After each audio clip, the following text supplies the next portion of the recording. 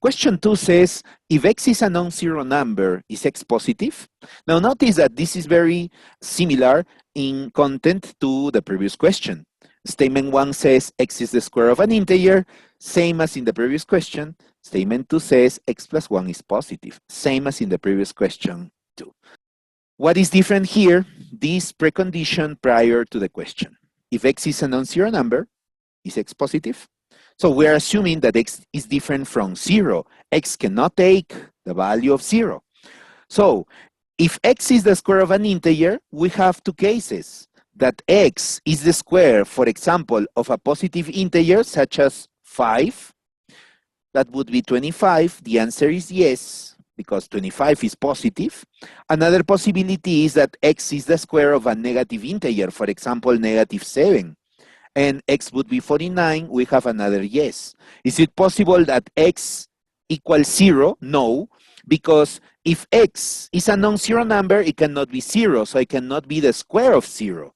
So there's no chance for a negative answer this time.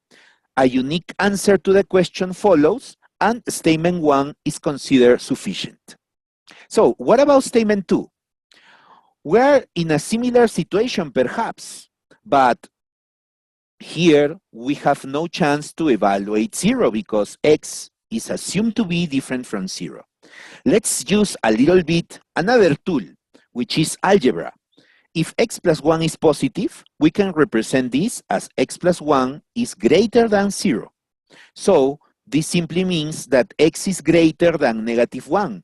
If we represent this on a number line, then we can see that all possible values of x are to the right of negative 1.